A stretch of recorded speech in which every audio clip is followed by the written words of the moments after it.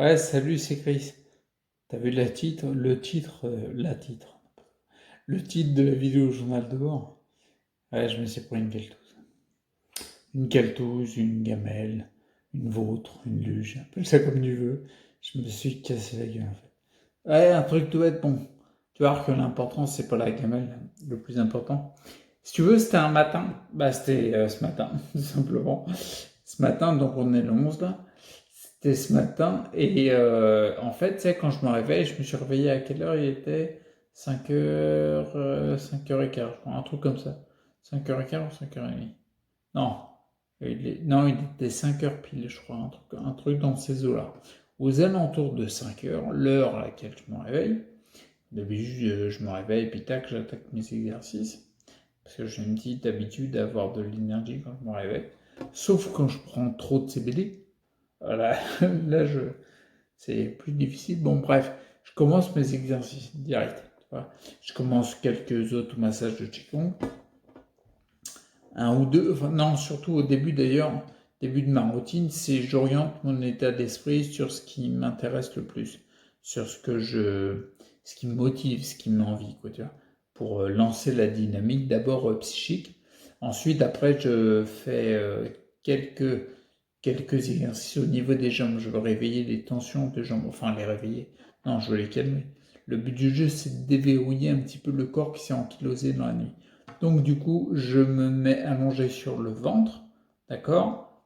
Et ensuite, je passe en position, comment dire, ouais, à quatre pattes, si tu veux, tu sais, je mets le buste en avant, je pousse sur mes bras, je tire sur mes jambes pour activer un peu les jambes.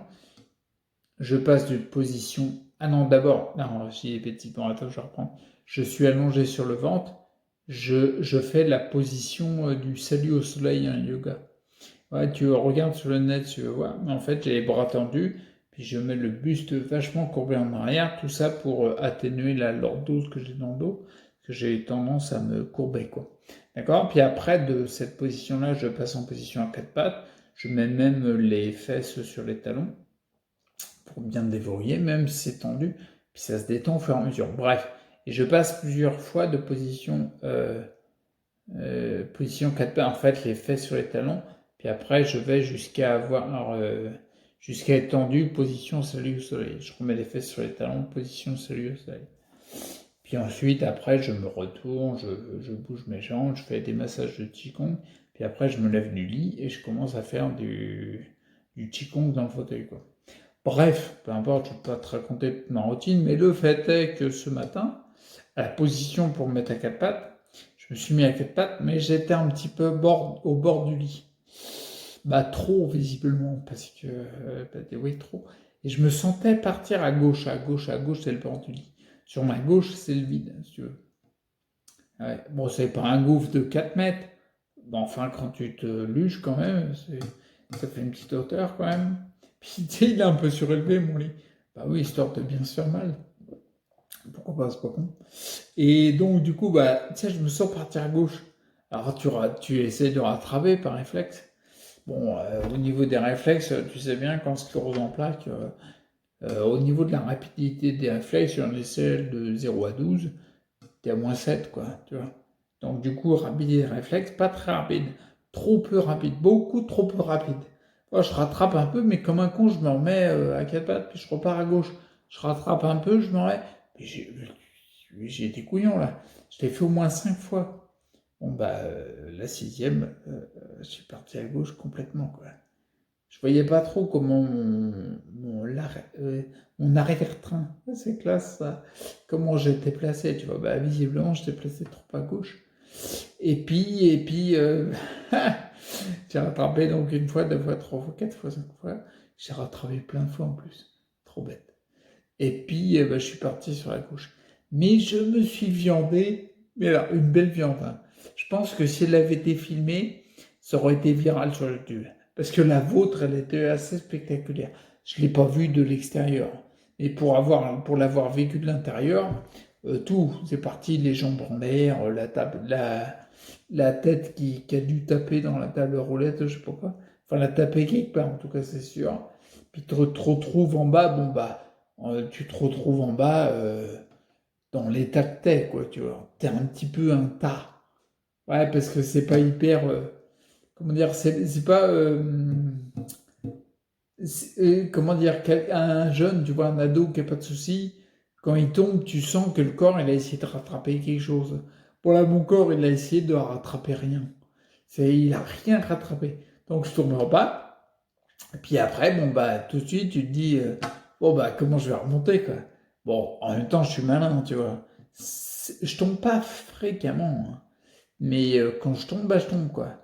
Donc, si tu veux, comme je suis un joueur de poker, que ça fait un bout de temps que mes jambes, elles tiennent plus grand-chose. Bon, elles rattrapent, mais ça revient. Mais bon, ça fait un petit bout de temps qu'il y a des difficultés d'équilibre. Puis après, le fauteuil et tout. Donc, du coup, moi, je suis un joueur de poker. J'ai demandé à ce qu'on puisse mettre, accrocher des cordes. Tu sais, j'ai acheté des cordes, tu sais, de la corde classique, quoi, de la corde. Bon, moi, c'est une corde en chanvre. Bon, on s'en fout. Ah, c'est mon petit côté CBD. Donc, c'est une corde en chanvre, peu importe. Mais il y a une corde sur un côté. Bah oui, parce que sinon, je remonte pas comme ça. C'est pas genre, je plie les jambes, je me lève. Non, ça, non, pas tout de suite. Ça vient, mais pas tout de suite. Donc, du coup, j'ai réussi à rattraper la corde. J'ai réussi à me remonter dans le lit. Je sais même pas comment j'ai fait. Si, tu vois bien, tu tires et tout. Et c'est là que tu te rends compte que les biceps, c'est important. Parce qu'au niveau des jambes, il n'y a pas rien, tu vois. Je sens que ça revient, mais il n'y a pas assez. D'accord? Donc c'est là que tu sens, tu te dis, ah tiens, j'aurais dû travailler un peu mes biceps.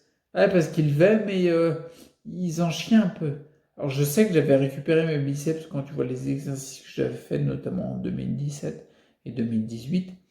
Là, comment dire, j'ai atténué un peu le travail des biceps parce que si tu me suis, tu sais que je travaille un peu plus mes jambes et que, bah, l'air de rien, petit à petit, je gagne des centimètres. Tiens, en 2 mois, j'ai gagné 1 centimètre de moyenne sur les mollets. On est bien, hein. Mais donc, du coup, j'avais mis un petit peu en bémol. Ah, ça, c'est mon côté joueur de musique. C'est un petit peu en bémol le côté travail des biceps. Et puis, bah, j'ai perdu au niveau du tour des biceps. Et là, je me suis rendu compte que j'avais perdu. Donc, du coup, bah, on va les reprendre parce que non, les biceps, c'est important. Donc voilà, c'était juste la petite parenthèse sur le fait que je me suis cassé la tronche. Et en fin de compte, c'est assez marrant. Là, j'ai pu voir, enfin, j'ai pu analyser, parce que j'analyse tout en fait. Mais j'ai pu analyser comment ça s'est passé quand je me suis tombé, quand je suis tombé. Et surtout, une fois que la vôtre, j'ai rien analysé quand je me suis cassé la gueule. Là, tu n'analyses rien du tout. Tu constates juste ce qui se passe, tu vois un coup le sol, un coup le plafond, tu te retrouves les quatre fers en l'air et c'est tout, point barre. Mais juste après, je me suis rendu compte que ça fait des années que je travaille sur comment dire, le fait de rebondir. On appelle ça la résilience, tu vois. Le fait de rebondir, c'est-à-dire combien de temps, chronomètre en main, combien de temps tu vas te mettre quand tu te prends une gamelle, qu'elle soit sur le plan physique comme celle-là, là, ou alors qu'elle soit sur le plan émotionnel, relationnel, vie de tous les jours, etc. Le but du jeu, c'est tu mets le chronomètre. Et combien de temps tu vas mettre pour t'en mettre. Moi, il y a combien il y a, et je fais ça depuis des mois et années maintenant, et l'air de rien, je me rends compte que avoir fait ça, ça muscle mon système nerveux, tu sais, ça le stimule à passer en mode automatique et à aller de plus en plus vite pour la résilience. En fait, tu muscles la résilience. Parce qu'en effet, quand je suis tombé, je me suis rendu compte, il y a quelques mois, années, oh là là, putain, ça aurait été dur. Pourquoi? Parce que j'aurais eu une phase, on a tous ça plus ou moins, tu vois, une phase où tu dis, oh putain, alors déjà une phase où tu dis, est-ce que je me suis fait mal, quoi. Parce que c'est bien de faire un petit check pour voir s'il n'y a pas une connerie qui se passe. Et là, moi, je parle de la deuxième phase. La première phase, je trouve qu'elle est très sécuritaire, tu vois. Vérifier s'il n'y a pas de soucis flagrants, quoi.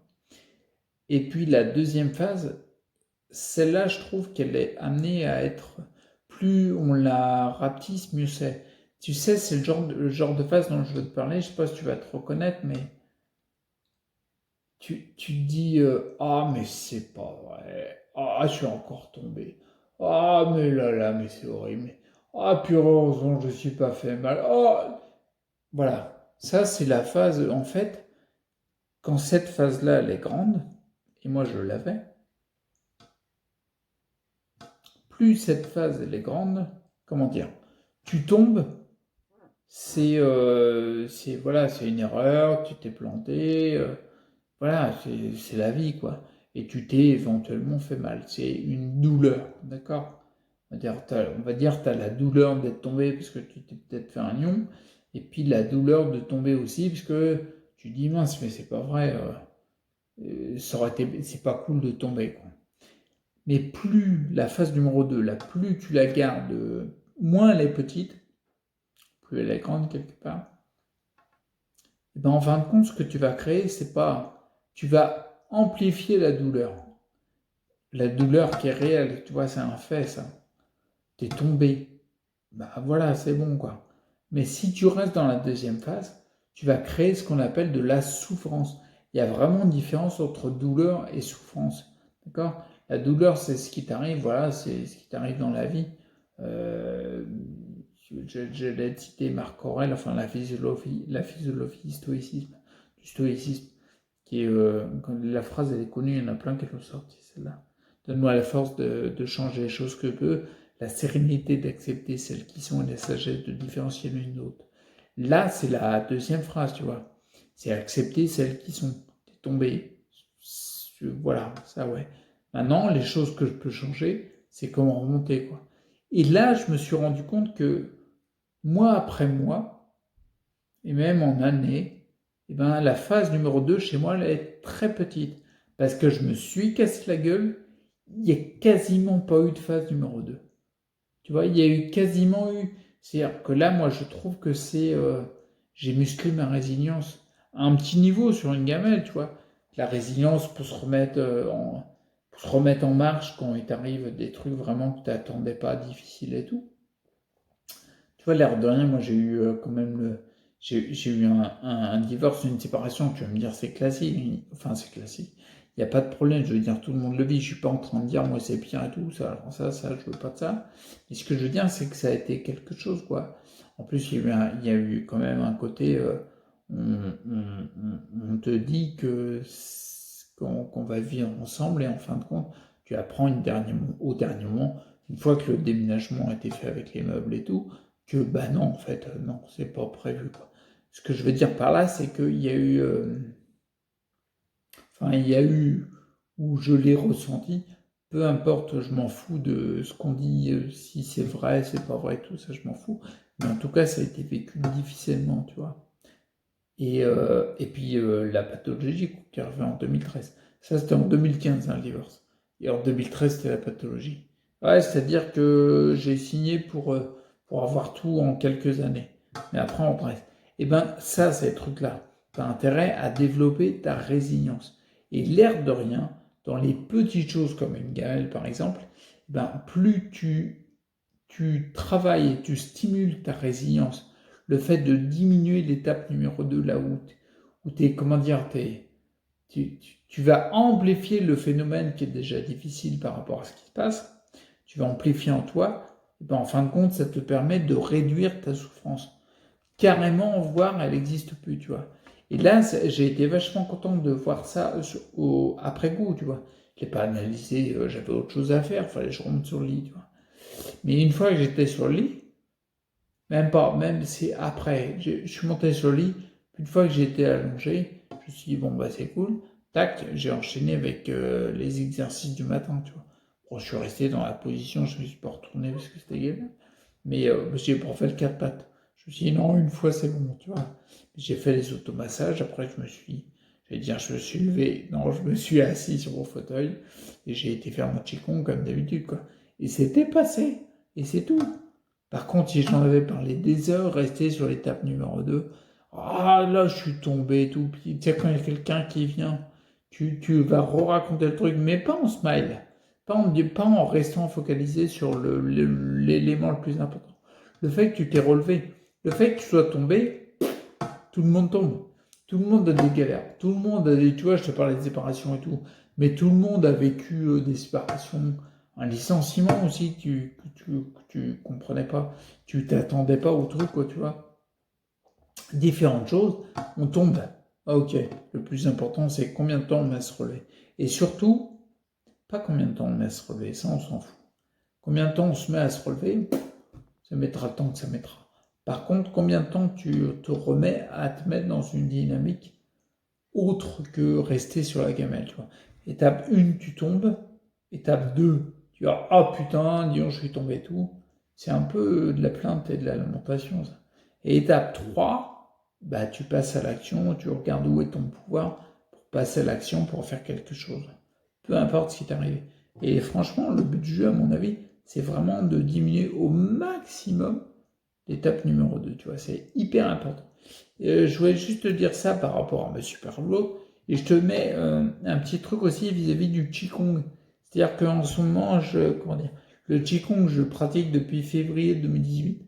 Donc on est à 1 an et demi, quoi. Et comment dire, si tu me suis souvent, je pense qu'il y a une croyance limitante qui me freine là. Je vais la chercher, on va la détecter pour la changer. Mais souvent, voilà, c'est là où il y a la croyance limitante, je pense. Souvent, je m'entends dire, ah, j'aimerais en faire plus, être plus régulier, ouais, avoir plus de régularité, être plus discipliné au niveau du Qigong. Parce que je sais, ça, à chaque fois que j'en fais, quand je suis bien centré, ça a des bienfaits juste hallucinants, quoi. Je me rappelle, avec ma prof de Qigong, on parlait de je sais plus quoi à un moment. Puis à un moment, quand je lui disais, bon, je suis pas prêt de faire 5 heures de Qigong. Et je doute que ça change quelque chose. Elle, ayant l'expérience du Qigong, et ayant été en Chine pour passer des cours et tout, elle a vu les résultats sur des personnes qui pratiquent le Qigong depuis longtemps. Et en effet, quand je lui ai dit 5 heures de Qigong, ça ne changerait pas grand-chose, un truc dans ce goût-là, je dis, tu vois, elle me dit, tu vois, elle n'était pas sûre parce que c'est l'impact. Et moi, à mon tout petit niveau minuscule microscopique, bah en effet, quand je fais quelques exercices de Qigong et que je suis bien centré, que je suis pas trop dans le mental, c'est dur ça pour moi. Bon, c'est comme ça, je suis comme ça. Eh ben, je suis plus dans le ressenti corporel, quoi. Qu'est-ce qui se passe en moi? Et ben ouais, l'air de rien, il y a des trucs de fou, quoi.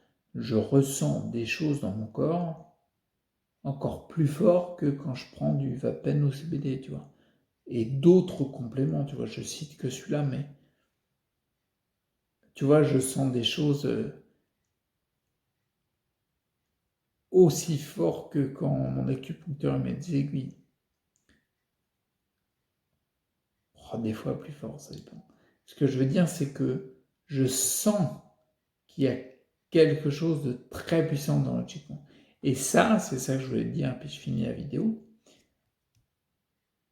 Et c'est pour ça que souvent je me dis, il faudrait que je sois plus discipliné, mais déjà, si j'emploie le terme faudrait, là, il y a quelque chose qui me limite, qui me freine. Bon, je vais explorer ça. Ce que je voulais dire juste par rapport au Qigong, c'est qu'il y a 2 fois, là, ce soir, c'était pareil.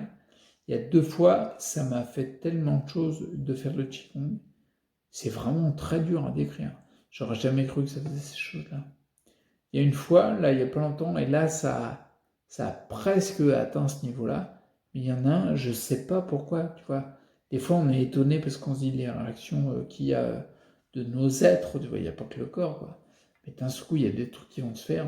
Je suis pas étonné quand j'entendais une connaissance qui me disait qu'elle a commencé le yoga, et en effet, qu'une heure et demie de yoga, elle avait des sensations, vertiges, nausées. Il y a des choses qui se passent en nous et on ne les explique pas forcément, tu vois, mentalement parlant. Et ben là, quand j'avais fait la séance, il y en a une, j'étais à fond dedans, j'étais trop bien. À chaque geste, des fois, je restais parce que ça me faisait trop de bien. Pendant, je sais pas, j'ai eu des émotions de tristesse, tu vois, j'ai pleuré, tu vois. Mais pendant longtemps, c'est vraiment bizarre parce que non, c'était pas de la tristesse, c'est faux ce que je dis. C'était pas de la tristesse, c'est bizarre, hein, je sais pas, mais il y avait des trucs qui montaient. Je sais pas d'où ça vient. Mais tu vois, concrètement, avant, j'aurais tendance à dire le Qigong, enfin tous les. Comment dire, parce que ça peut être un art martial, le Qigong aussi, mais tout ce qui est mouvement lent, un petit peu dans la culture des arts martiaux, du Wing Chun, tout ça. J'ai toujours été attiré par cette partie-là et épaté par ceux qui arrivent à maîtriser leurs gestes et tout, etc. Mais j'étais loin à à 1000 années-lumière de kilomètres de ce que tu veux, d'imaginer juste le pouillème que je vis, quoi, qui est déjà à mon niveau, qui est déjà assez perturbant, enfin perturbant, non, qui m'impressionne vraiment, tu vois. Alors j'ose même pas imaginer quelqu'un qui en fait pendant longtemps, des heures et des heures, il doit vivre des choses assez hallucinantes, quoi. Il faut vraiment que je détecte, ça c'est mon truc, ça. Ouais, je vais essayer de détecter. À mon avis, il y a une croyance limitante qui me freine au niveau de. Qui expliquerait le pourquoi il y a. Ouais, j'ai besoin souvent d'expliquer. Qui expliquerait pourquoi il y a. Comment dire, il y a cette phrase qui revient en me disant mais. Je sais, j'ai eu des cours de Qigong. Si j'en avais d'autres, ce serait pas mal. Mais là, pour l'instant, j'ai besoin de temps pour. J'ai fait une petite pause pour. Comment dire. Je sens qu'il y a un truc. Il faut que.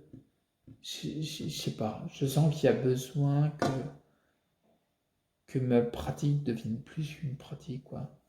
Il y a besoin d'un truc. Bref, ce que je voulais dire, c'était que je sens qu'il y a une croyance limitante qui me freine et qui me fait dire ce genre de phrase où j'aimerais avoir plus de régularité, j'aimerais avoir plus de discipline.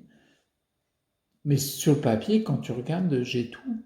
J'ai j'ai en tête les exercices de pratique, j'ai du temps devant moi, je pourrais en faire plus, je pourrais être beaucoup plus régulier, beaucoup plus discipliné, mais je ne le suis pas. Là, pour moi, c'est clairement, tu vois, le conscient qui veut être plus discipliné, mais il y a un frein. Pourquoi? À mon avis, c'est qu'il y a un frein au niveau de l'inconscient. Tu vois, c'est pour ça que je parle de croyances limitantes. Bon, je vais gratter ça. Mais c'était la petite parenthèse, enfin la petite parenthèse qui dure 3 heures. C'était pour dire la deuxième partie de la vidéo. On va pas dire que c'était une parenthèse parce que non, c'est pas une parenthèse. C'est la deuxième partie de la vidéo où je voulais dire un truc vis-à-vis du Qigong. En effet, je me rends compte à mon petit niveau que, bah, en fait, il y a des choses qui se manifestent quand je fais le Qigong. Et ouais, c'est clair, tout s'explique pas les règles physiologiques. Les règles physiologiques, c'est un fait. C'est hyper important de les connaître. Ah ouais, c'est hyper important. Elles m'ont sauvé la vie tellement de fois. Et mais il n'y a pas que ça. Ouais. Ah, il y a d'autres choses. Bah, non, il y a autre chose. Il y a des trucs qu'on ne comprend pas encore, mais il y a d'autres choses, c'est clair. Bon, bah écoute, n'hésite pas, like, partage, abonne-toi. Tu peux me laisser un pourboire sur Tipeee. Prends soin de toi, reste acteur. Et puis on avance, ok? Ça marche? Allez, t'es pas tout seul. Ciao.